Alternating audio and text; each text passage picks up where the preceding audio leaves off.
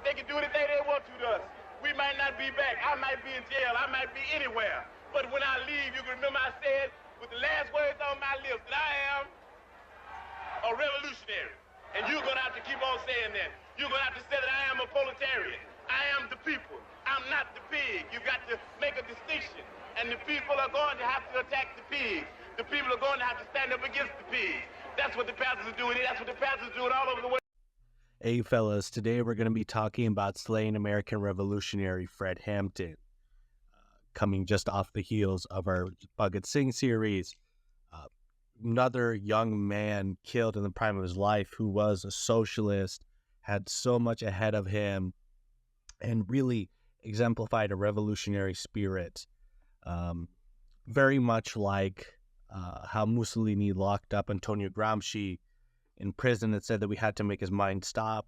It almost feels like a lot of these young revolutionaries that were world-changing had to be stopped by the system of capitalism, both with its superstructure and base, in order to keep them from fundamentally changing the system.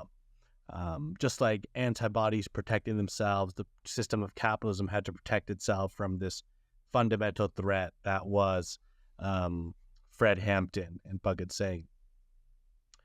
Of course, this conversation cannot be done without acknowledging one thing, and that is that I am not black. I am a person of color, obviously, but I am not black, and therefore I cannot speak for the black community, which of course is not a monolith whatsoever. So what is presented here is an exploration of Fred Hampton's life. It is not my own personal opinions about what black organizing should look like or where the black movement should go. Instead, this will just be an exploration of Fred Hampton's life, philosophy, and what we as modern-day Marxist-Leninists can look for and learn from it. So, without further ado, let's just jump right into it. Fred Hampton came at a time in American politics where we really needed him. It was in the 70s, 60s. It was at a time where Americans were being awakened to fight racism in the civil rights movement, imperialism in Vietnam, and the capitalist mythology of itself. And Fred Hampton burst onto this scene like a beautiful shining light. Now, of course, as Marxists, we typically don't fall into great men of history theory. You know, people are simply products of their material circumstances. But certainly some people are better fitted to certain material circumstances and to become leaders within them than others. And Fred Hampton was so perfect for that radical era of the 60s where Americans were questioning both segregation and racism at home, but also American imperialism abroad and the system of Americanism itself, you know, racism itself, imperialism itself, capitalism itself. And Fred Hampton embodied all of that beautifully. He represented a class of Americans that were done with racism, capitalism, corruption, imperialism. And the fact of the matter is, in a day where Israel is getting billions of dollars in a world where the rules-based order, quote unquote, which America has touted for so long, is getting revealed to be simply just a set of double standards, we need men like Fred Hampton more now than ever. We need to look back at men like Fred Hampton and his philosophy more now than ever, because he, in his fight against both the Vietnam War, on the side of Marxist-Leninism and for Black power within America, represented how the fight abroad was also a fight at home, how we do international proletarian internationalism. And he perfectly synthesized Marxist-Leninism with the Black Power movement. Fred Hampton would describe revolution as a cure to a sick society, and he saw America's capitalist society as immensely sick, a society that eventually produced nothing but criminals, rapists, and revolution he saw as the only cure to that. Fred Hampton also beautifully laid out the main contradiction within American society, which was the class struggle. That this class struggle should be united with the international class struggle, as I was saying before, that proletarian internationalism, and how We went about practicing this class struggle through things such as the free breakfast program. And Fred Hampton often emphasized how important it was that people be taught to do socialism, that everybody was already Marxist-Leninist. They just need to be taught to do socialism. And the things like the free breakfast program and the free health clinics were parts of that. So let's begin with Fred Hampton's life, his birth. Fred Hampton was born on August 30th, 1948 in the suburb of Argo in Chicago. He was the third to three children, so he was the last of three children, to parents who had been previously sharecroppers in Louisiana. He was not that far removed from slavery. His great-grandparents, had been slaves, and his parents had moved from the South to Chicago in the 1930s, as did many Black Americans during World War II, from the South to the North. Fred Hampton's family struggled to raise their three kids as a Black family. Even if it was in the North, it was still a very hostile world to Black people. But by 1951, they did manage to move to Blue Island, which was a suburb in Chicago. Fred Hampton himself was a very rambunctious young kid who was often in and out of the principal's office in elementary school for fighting white kids. He didn't take racism from anybody. Both Fred Hampton's mother and father were factory workers, and his mother even became involved as a union steward. So Fred Hampton's political education started with his parents, who were already involved within the union struggle. Growing up, Fred Hampton had a very strong personality and was absolutely loved by his teachers. Everybody who knew him recalled him as being loved by everybody around him. He was bullied, though, as a kid for having a weird-shaped head, so I did just have to add that there. Fred Hampton was also a very gifted kid. He devoured history, he read so much, and he even began organizing very young. One of the earliest forms of organizing that Fred Hampton did was when he was in elementary school. On the weekends, he would grab his fellow kids to, on Saturdays, buy breakfast and feed each other. Just gather all the money he could from kids that couldn't afford breakfast. They would pool their money together, go down to the grocery store, buy breakfast foods, and make breakfast. Fred Hampton devoured and revered figures like Marcus Garvey, W.E.B. Du Bois, and Malcolm X and Martin Luther King, as they were politically active during his lifetime. He would absolutely devour Malcolm X speeches and Martin Luther King speeches, recording them and watching as much of them as he could. When Fred Hampton was in high school, he started organizing for his school to hire more Black teachers because he was unhappy with how few Black teachers there were to Black kids. He was unhappy with how white teachers would often not give a fuck about Black kids. He would stage walkouts to get a Black homecoming queen elected at his high school, and he even became the head of his school's interracial council during desegregation. So Fred Hampton, from very early on, was an organizer. He had that organizing spirit within him. Fred Hampton's greatest victory as a young kid was when he desegregated the local pool in Maywood, which previously was segregated from Black people to white people. After gathering enough people in 1965, he was able to desegregate, which caught the attention of the local NAACP, the organization that was so heavily involved with Martin Luther King's civil rights movement. This would lead to Fred Hampton becoming the head of the youth chapter of the NAACP in 1965 for the Chicago community. With the Vietnam War kicking off in 1966, Fred Hampton also began organizing. He, at the age of 18, which he was in 1966, dodged the draft, and he began organizing for the Viet Minh. He began learning about the Vietnam War, and he began educating himself on Mao Zedong, Che Guevara, Ho Chi Minh, which being within the NAACP, which was a liberal organization for civil rights, but obviously moderate, suddenly set him apart from his fellow organizers, because here was a kid who was not only calling for an end to the Vietnam War, but also a Viet Minh victory, a victory for the communists in Vietnam, who was reading Ho Chi Minh and Che Guevara and Mao Zedong. So the Vietnam War really radicalized Fred Hampton in a way that I think it radicalized a lot of the civil rights leaders around this time. His radicalization also followed the radicalization for a lot of Black youths within the North.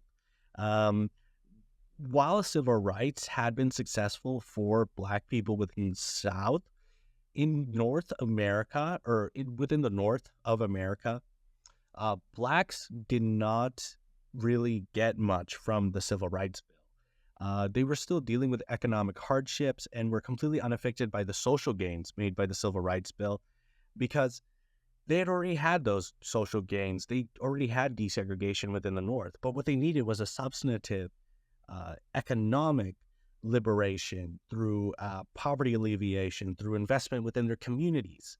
And so a lot of Black youth within the North, seeing the limits of nonviolence, became radicalized, especially with the assassination of the civil rights leader James Meredith, who was championing Black power. This would make Black power explode onto the scene, with Fred Hampton adopting Black power just as soon as everybody else, seeing it as an excellent tool for organizing Black people. Fred Hampton would take Black power to push for more Black administrators within his high school and spread African American history within his community. While Fred Hampton was doing this at the age of 18 within Chicago, at the same time in 1966, on the other side of America in the West Coast in California, Oakland, Huey P. Newton and Bobby Seale in California were going door to door as they were working for social services, asking Black people what they needed most. They were doing basically mass line work from Mao Zedong, from Maoism, where you go to the community, ask what they need, and form a plan from that. And from that, they would come up with the 10-point plan. One on the 10-point plan was freedom to determine destiny of the Black community. 2 was full employment for Black people. 3 was an end to the capitalist exploitation of Black people within the Black community. 4 was decent housing. 5 was informed education. 6 was exemption for Black men from military service. 7 was an end to police brutality and murder.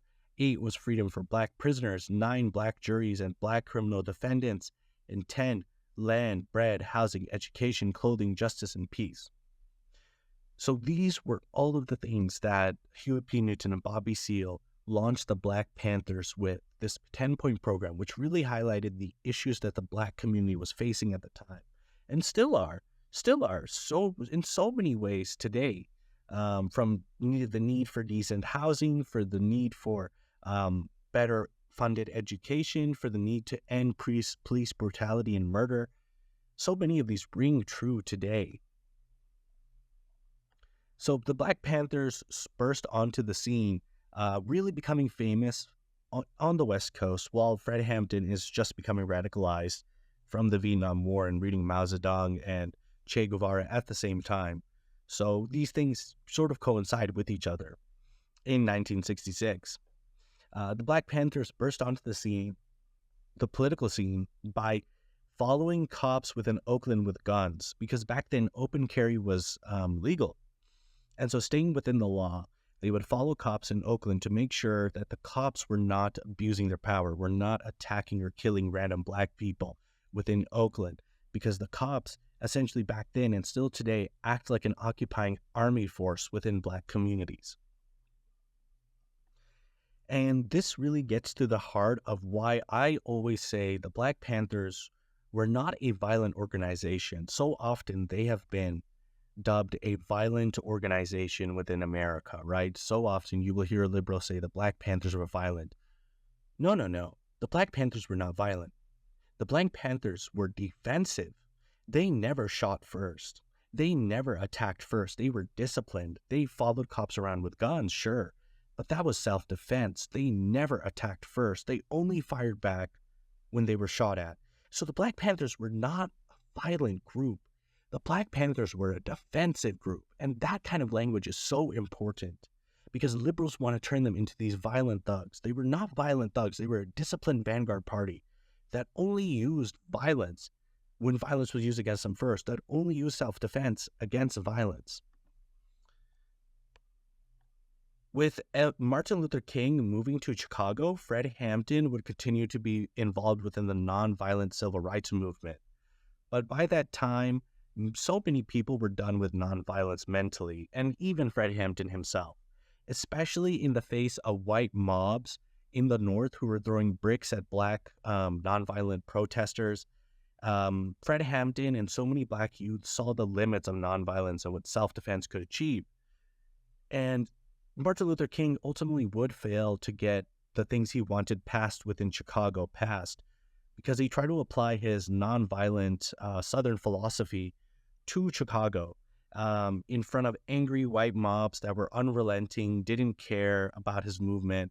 And the black youth within urbanized cities within the North did not really appreciate nonviolence. They wanted to do defense, not nonviolence. Fred Hampton would have an early run-in with the law during the pool integration protests. During that pool integration protest where Fred Hampton, as previously mentioned, was trying to desegregate that pool to allow black and white people to be able to swim into the same pool.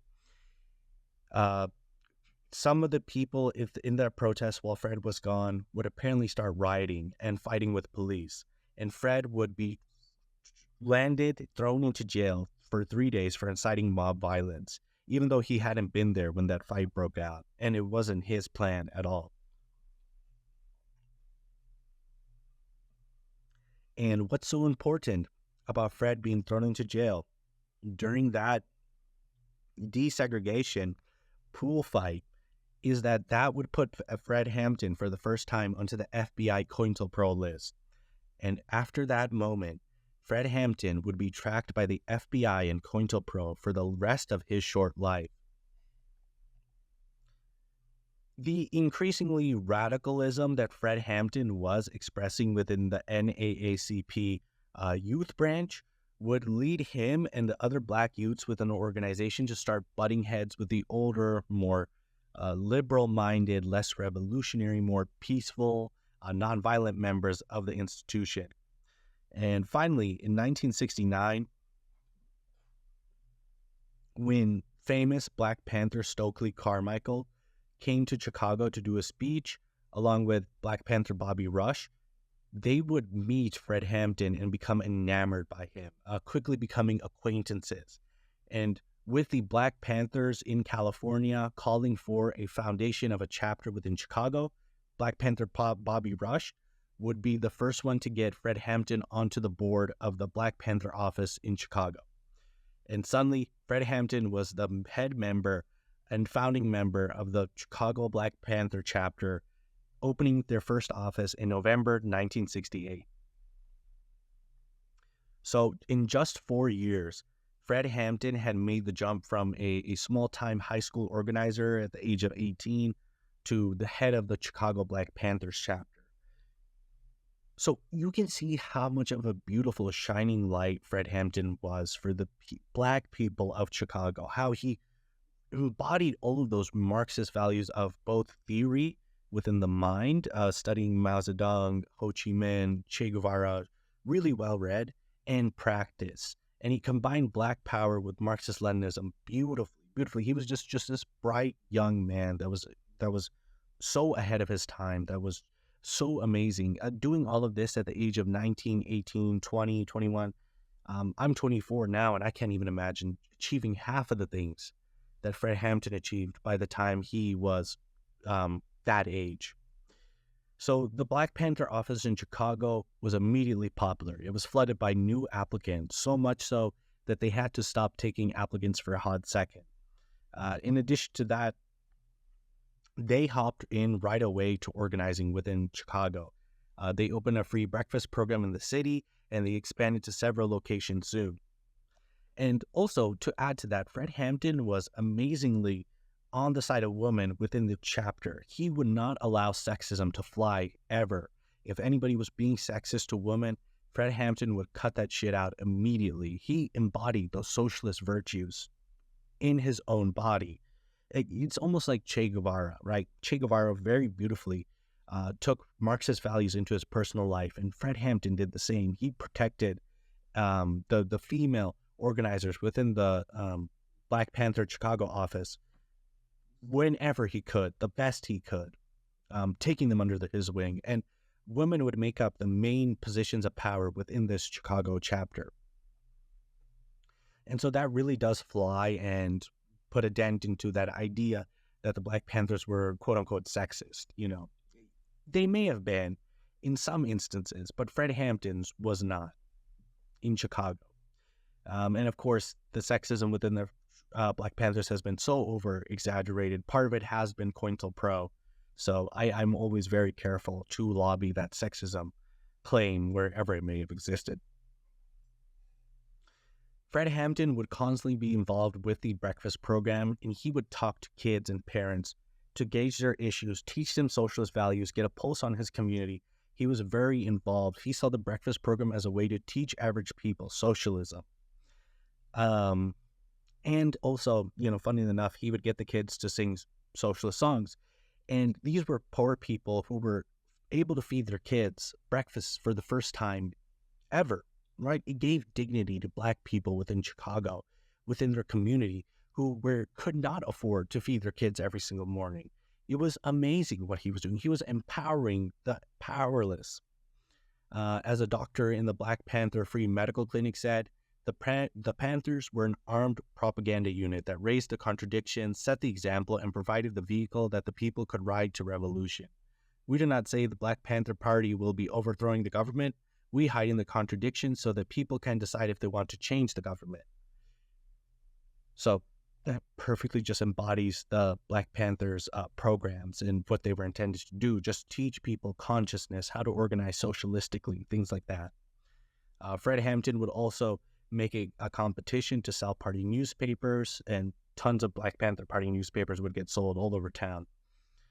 Fred Hampton was deadly connected with the Vanguard and the Vanguard Party struggle, and always emphasized connecting theory with practice. Black Panthers would often go door to door in street gang territory in Chicago, and they'd have success even converting some of the street gangs into organizing. For example, the greatest success with the Black Disciples, the second biggest gang in Chicago, that they got to organize to stop some construction projects in Chicago that were hurting regular working folks. So Fred Hampton even worked and managed to make lumpen proletarians, like dual proletarian organizing. He made gangsters that sold drugs into organizers. Isn't that amazing? That is, I could not imagine doing that. Fred Hampton managed to put theory into action in a way that nobody else could. Of course, that doesn't mean that Fred Hampton was always successful in converting every single gang, but the Black Disciples, he did manage to convert into organizers and was able to strike a deal with them that Black Panthers could organize in their territory without being harassed. During all of this, the FBI was monitoring Fred Hampton and his activities. For example, after his meeting with the street gang, the Rangers, Fred and his whole entourage were arrested and briefly held in jail because the FBI got a tip thanks to an informant. Fred Hampton even had a close brush with death. As Jeffry Haas, his autobiographer, writes, quote, "In January 24th, 1969, the Chicago police arrested Fred following an FBI tip that he was appearing on a local TV station. In front of live cameras, he was led away to an old traffic warrant. Later, Fred told people that when he got into the police car, he noticed he hadn't been handcuffed. When placed in the back seat, he saw the gun resting there. I spotted a setup," he said. "I put my wrists outside the car and started screaming, 'There's a gun in the car that somebody left.' His quick thinking worked. That day, he avoided police bullets." So The FBI was watching Fred Hampton, this black kid, this black man, 21 years old, beautifully organizing the black community within Chicago, creating a multicultural, multiracial, working class alliance. And they knew that they had to kill him. They knew that if somebody like that bright mind, was allowed to work and not imprisoned like Mussolini did to Antonio Gramsci, where he eventually died in horrible conditions in prison, they knew if they didn't do that, they were in real trouble. It was self-preservation. So Fred Hampton would go on to create his famous Rainbow Coalition, which would be a coalition of different groups, racial groups that were socialistic, fighting for justice and representing people of all colors and all stripes. One of the greatest successes he had was the Poor People's Coalition, which was made up of former Puerto Rican gang members of the Young Lords that began its own breakfast program, its own organization called the Young Patriots. And, the Young Lords began its own breakfast program for Puerto Ricans. There was the Young Patriots, which was another alliance, and an organization from the South, from Uptown, that would be made up of whites. So Fred Hampton had black, brown, and white coalitions of working class socialistic people, just working to create a better world. The Rainbow Coalition created a stir within the FBI. The FBI did not like the Rainbow Coalition existing at all.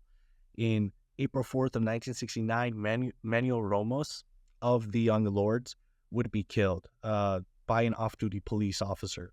So the FBI was out for blood already within Chicago. Fred Hampton, during this time, during the late 1960s, 1969, 1968, 1967, was having constant skirmishes with the law. The police wanted him dead. One of the best cases of that when he was sent to court for fraudulent ice cream robbery charges. Basically, somebody got their ice cream truck robbed, and Fred Hampton was wrongly prosecuted and told that, made up that it was Fred Hampton that actually robbed the ice cream cart, even though the description didn't fit Fred Hampton at all. And the state was determined to get Fred Hampton behind bars. They even flew the ice cream truck driver who had gotten arrested all the way from Vietnam to America to be cross-examined, which is an absolutely insane charge on the state's wallet for a petty theft like ice cream. But that wasn't their goal. Their goal wasn't to get the money back from the ice cream. The prosecution's goal was to throw away and lock the key for Fred Hampton. Fred Hampton was a dead man in the eyes of the state, a man who needed to be locked up, a dangerous man. The prosecution during the ice cream trial, which is as crazy as it sounds, let me tell you, would portray the Black Panthers as a dangerous gang when they were the exact opposite. They turned gangs from dangerous drug dealers into community organizers. Of course, during the ice cream trial, Fred Hampton, after all he had done for the Chicago community, had full support. People showed up in droves to support him. But he still lost the trial and got sentenced to 2 to 5 years in jail.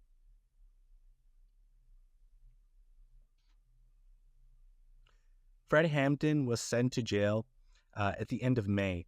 After Fred Hampton was sent to jail, the Chicago headquarters of the Black Panthers would get ransacked by the FBI, and that would make the organization lose a lot of steam. Losing Fred Hampton as the leader, getting ransacked by the FBI, shook a lot of members. A lot of members began dropping like flies.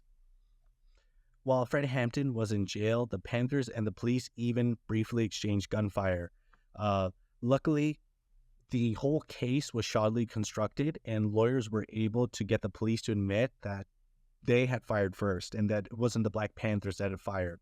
So whatever Black Panthers were caught up in that gun exchange fire court case were quickly freed. Fred Hampton's lawyers would also be able to temporarily get him out on a bail from the ice cream trial, with him returning of August 13th, 1969.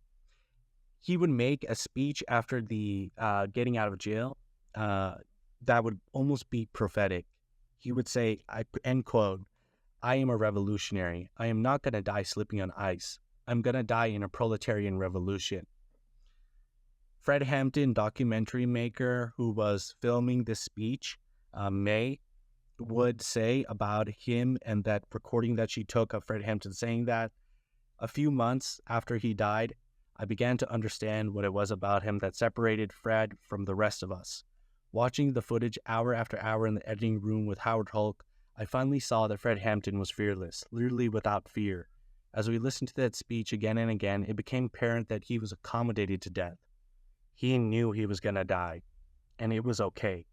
And so he had set aside his rendezvous with death, the ultimate fear, the one that stopped all of us in our tracks, no matter the ultimate fear, the one that stopped all of us in our tracks, no matter how much courage we had, the net fear upon which we base all other fears, the one that keeps us all in line. Hampton had simply set that fear to rest. He was free. Thus he was able to speak clean, simple truths that hit you like thunderbolts. And I think that beautifully encapsulates Fred Hampton. He embodied that lack of a fear of death, that love of martyrdom that Bhagat Singh did too, that love for your socialistic cause, that you're even able to turn your death into that political cause, your body into that political cause. Very few men, including me, I'm not able to do it, are able to do it. And it's amazing just to be able to lay your life down for your socialistic values, for your communist values. To look death in the face at the state, at the capitalistic, imperialistic state, and say, I'm not afraid. During this time, after Fred Hampton was freed, the Black Panther's office would constantly be getting raided, shot at by police, subject to random arrests. It was a bad omen. After one particularly bad raid in November, where even random people on the street who were trying to stop the police got severely beaten, Fred Hampton would manage to fill 300 people into a speaking hall after getting some Panthers free. So this was a little bit of a victory, a small victory after getting horribly raided by the FBI, by the police, who would, of course, take money, take documents, take food from the free breakfast program. Their goal was to harass the Panthers, scare them, arrest them randomly, get them to quit through the violence of the state, through threats of the state. After getting the Panthers that had been arrested in this horrible raid, where even random people on the street trying to stop the police raid had gotten beaten severely, 300 people filled into a speaking hall to hear Fred Hampton speak about the little victory that they had gotten by getting their comrades free. And clearly it showed that Fred Hampton had the people of Chicago on his side. The police, the state weren't on his side. The police and state wanted him gone, but he had the people of Chicago on his side. In October of 1969, with his partner Deborah Johnson, who was 7 months pregnant at the time, Fred Hampton and her would decide to move in together to 2337 West Monroe Street, about a street away from the Chicago Panther office. And that would also be the last place that Fred Hampton ever occupied, that small little apartment with Deborah Johnson. As unknown to Fred Hampton or Deborah Johnson, the FBI and local police of Chicago had written down their new addresses and made note that they were changing. A couple months later into the year, after November, not a couple months, but a couple weeks into the year, the Soto brothers, who were two brothers in Chicago who were Puerto Rican, I believe, were killed while trying to organize within Chicago for a better life for people of color in Chicago and for working families within Chicago. And they were killed just a couple streets down from the Panther office.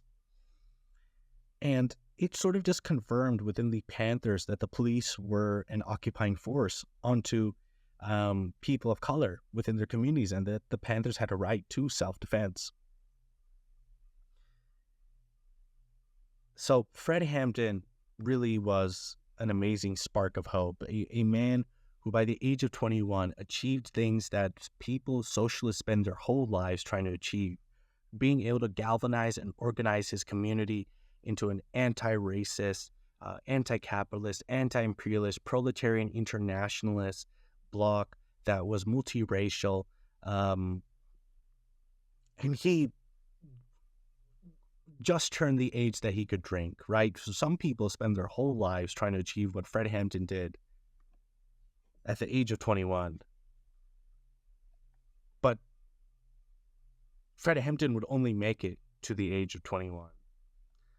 And that's because he was so bright and so beautiful and so amazing at what he did that he was a threat to the American system itself. And the American system had to get rid of him. And so on December 4th, 1969, people driving around Chicago at night, tuning into their car radio, suddenly got a flash report. Fred Hampton was dead.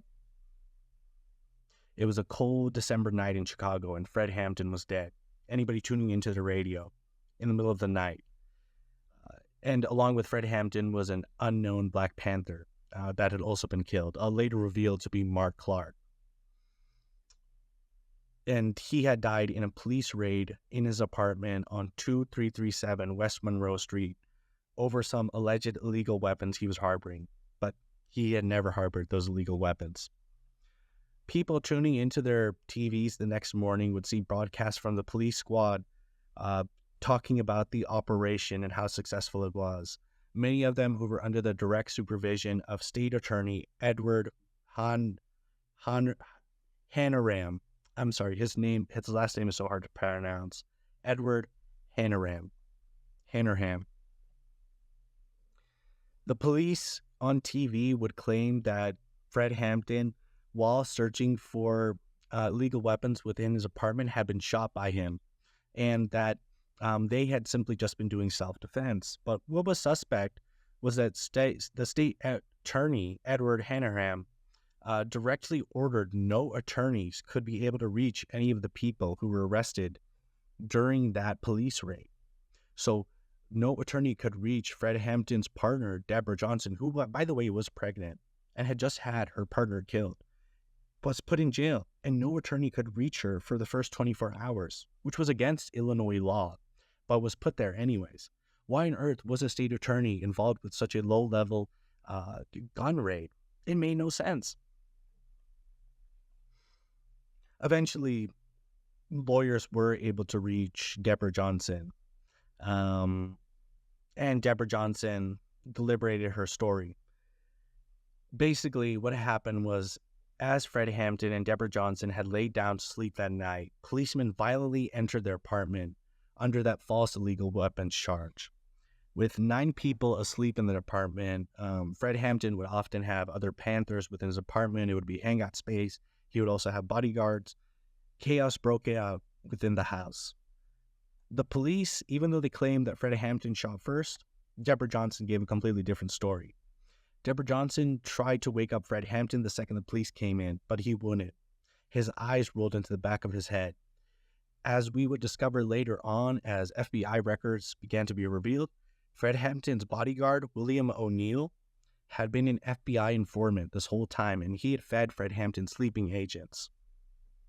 So Fred Hampton not waking up, Deborah Johnson trying to get him up, blocking his body, cushioning him from the bullets that the police are bringing out, would be dragged out of the room by the police, pregnant at 7 months.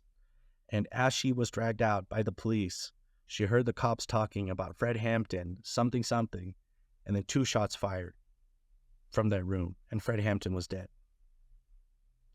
So what had happened was that police came into that room, dragged Fred Hampton's partner out, and then shot him privately.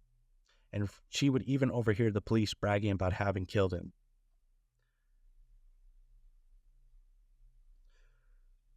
What would follow after Fred Hampton's death would be a series of court trials over 13 years to get some semblance of justice for Fred Hampton's family. You know, his parents who had been left shells of their former selves after having lost their son, obviously losing your son so hard, and Deborah Johnson, who had lost her partner, and Fred Hampton Jr., who had lost his father. As you know, more information was revealed about the Fred Hampton case through these ongoing trials. We would discover that the FBI in 1969 had labeled the Black Panthers the biggest threat to American security. Not the USSR, not China, but the Black Panthers. To the FBI, black radicalism was the biggest threat to Americanism itself, and thusly was fought with vigor.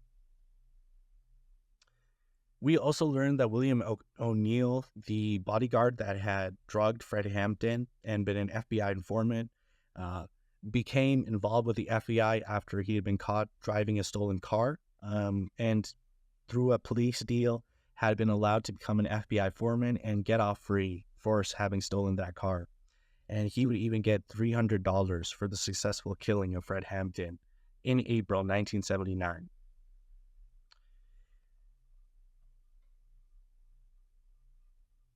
Finally, after 13 long years of, William O'Neill got those $300, but finally, after 13 years of trial in April 1979, Hampton's family, thanks to the People's Law Office and lawyer Jeffry Haas, would get a small amount of justice from the state of Illinois in a settlement of $1.8 million.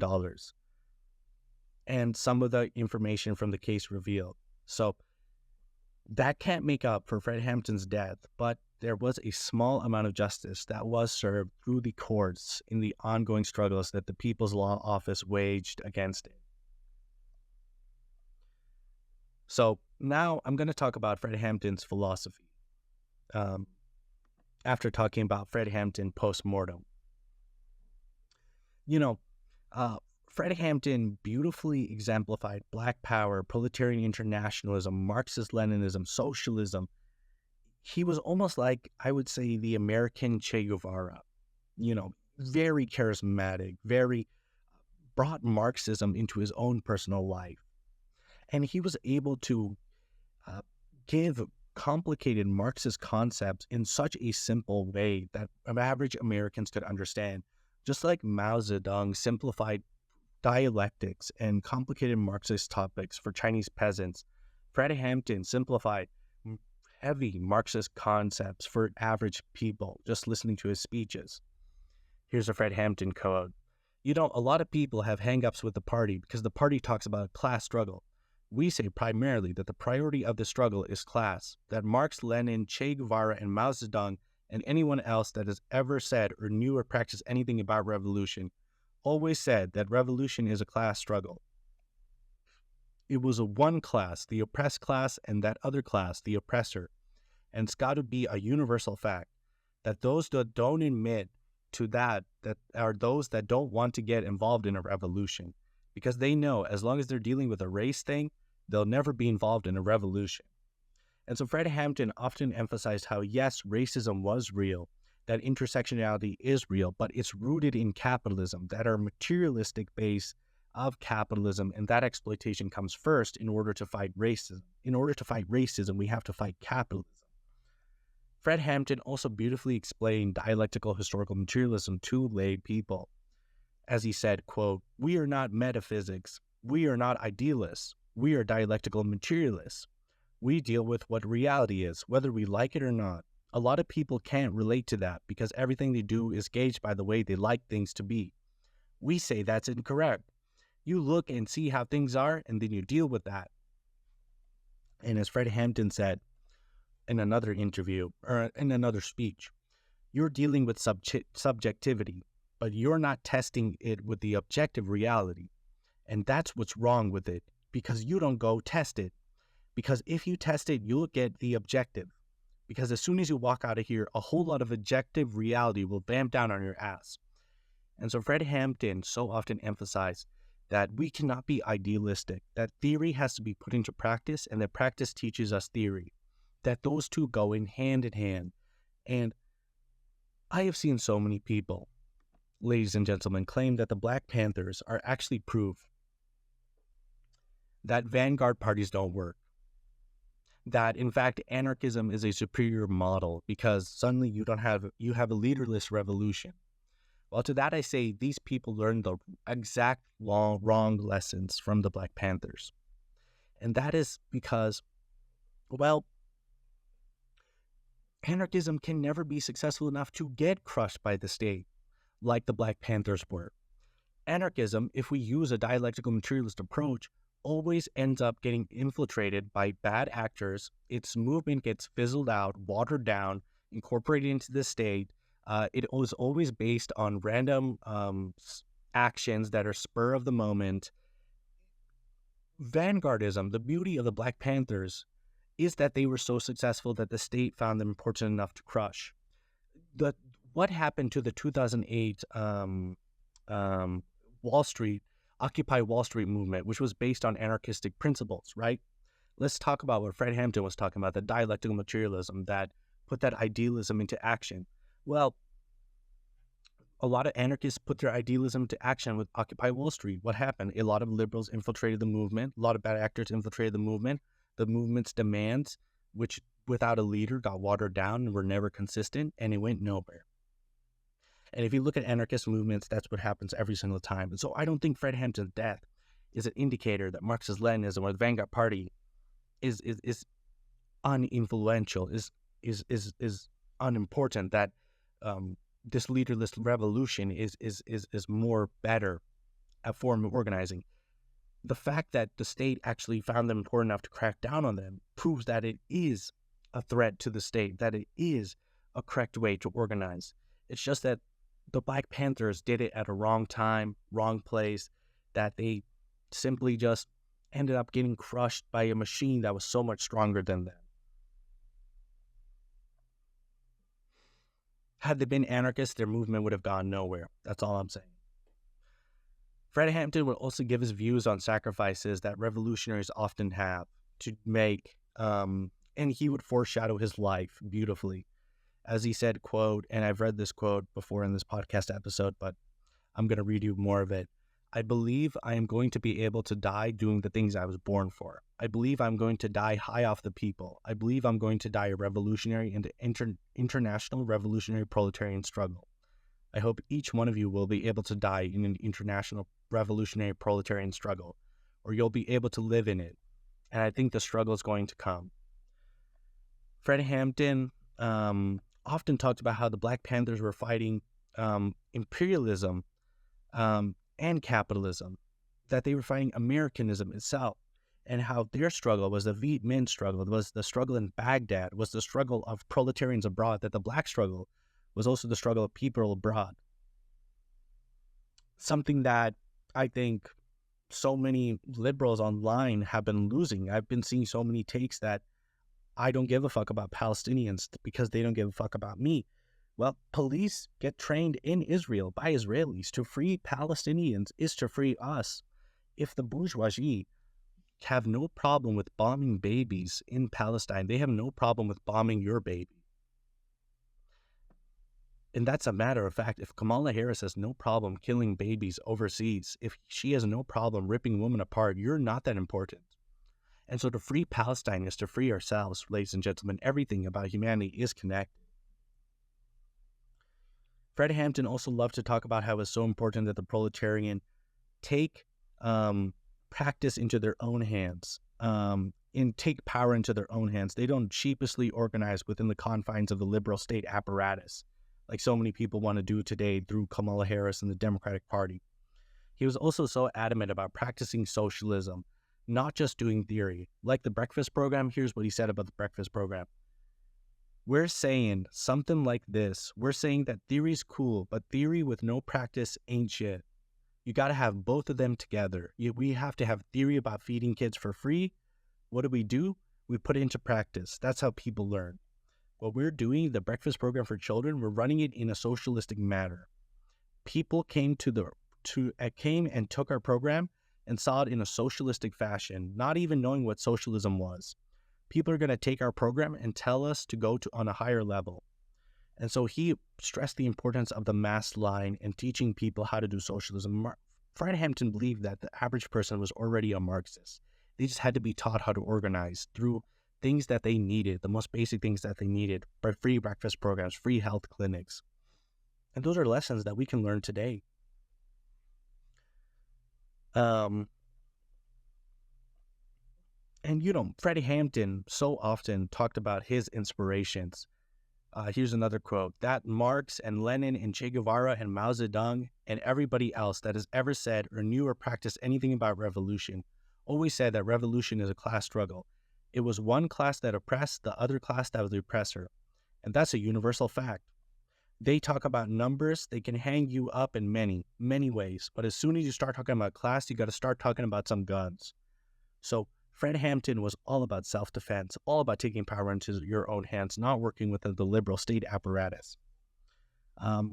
As he said in another part, because we know that political power doesn't flow from the sleeve of a Takashi, we know that political power flows from the barrel of a gun. And you're dealing in subjectivity. You're not testing it with the objective reality. And what's really wrong is that you don't go test it. Because if you test it, you'll get the objective. Because as soon as you walk out there, there's a whole lot of objective that will vamp down upon your ass. So here Fred Hampton's talking about idealism, how the second that you practice your ideas, you learn whether they are right or not. The second that you practice your theory and put your theory into practice, you learn whether it's right or not. And I think that's something that so many people have trouble with. Anarchist movements are completely unable to learn from the failures of the CNT, completely unable to learn from the failures of the Wall Street Occupy movement, completely unable to learn from the failures of the Seattle occupation zone. And that's that anarchism simply horizontally organizing against a vertically organized state doesn't work. Does not work. It gets infiltrated. Its ideas get diluted. It gets crushed by a better organized foe. And yet they completely hold on to this idealism. And then they practice it and it gets crushed and they don't learn any lessons from that. And that's what Fred Hampton was telling us. Learn something, practice it, learn lessons from practicing it, and then improve your craft. Anarchists don't want to do that. Anarchists want to stay within that idealist phase.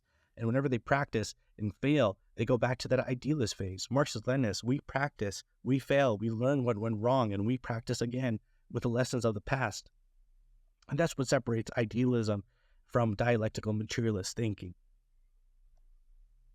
As Fred Hampton said, the Black Panther Party deals with is not metaphysics, not idealism, dialectical materialism. So, yeah, that's pretty much it. Here's one more quote from Fred Hampton that I think beautifully just encapsulates everything that he was about. We say that if you dare to struggle, then you dare to win. If you dare not to struggle, you don't deserve to win. We wouldn't go into the ring with Muhammad Ali and not fight and wonder why we lost, would we? If you don't fight, then you don't deserve to win. And if you don't move on these fascists, then you're crazy. We say it's no longer a question of violence or nonviolence. We say it's a question about resistance to fascism or non-existence within fascism. And we say, let's stop the war in Vietnam. Let's stop it by acquiring victory in the spirit of Ho Chi Minh. We say, let's stop the war in Babylon. Let's initiate the decentralization of police. And that's the beautiful thing about Fred Hampton. He said, let's get victory in Vietnam. Let's get victory in Iraq. And then let's get victory at home. And I think as we live currently in a time where both Sonia Massey was killed and the Palestinians are being bombed, I think Fred Hampton's words ring more true than ever, that a victory abroad for the Palestinians is a victory at home, and a victory at home is a victory abroad for the Palestinians. And that we cannot become nationalistic. We have to become proletarian internationalists.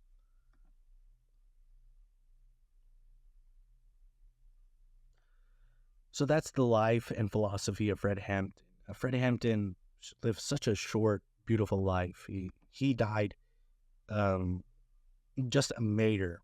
He was America's Bhagat Singh, in my opinion. He embodied everything that Bhagat Singh did. This socialistic virtue, this idea that America's not free yet. This man of the people, and a man who wasn't afraid of death and wasn't afraid to make his death in the cause of his ideals. And that was socialism, that was Marxist-Leninism, and that was scientific dialectical materialism, and going beyond idealism and into materialism.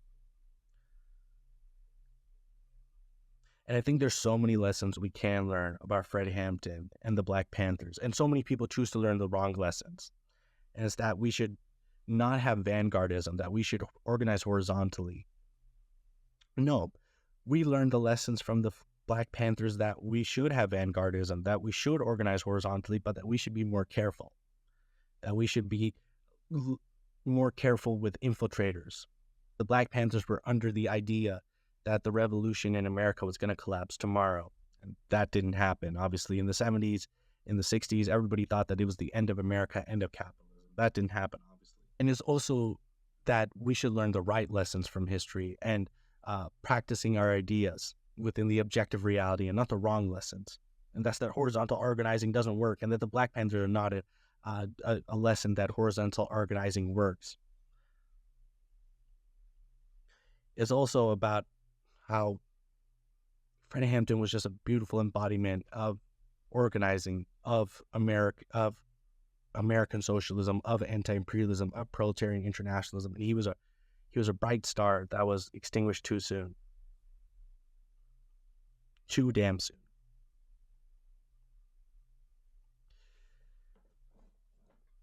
Fred Hampton's son, Fred Hampton Jr., still carries on his legacy in many ways. He's opened up the Hampton Institute that does Black studies and Marxist studies and has a Twitter. I highly recommend you follow it, at Hampton Institute. And I hope you embody some of Fred Hampton's lessons within your lives. Thank you.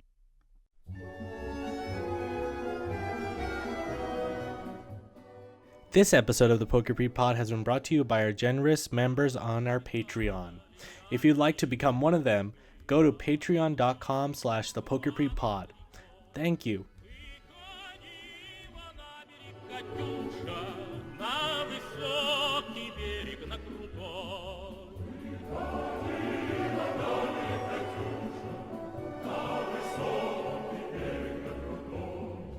What the fuck?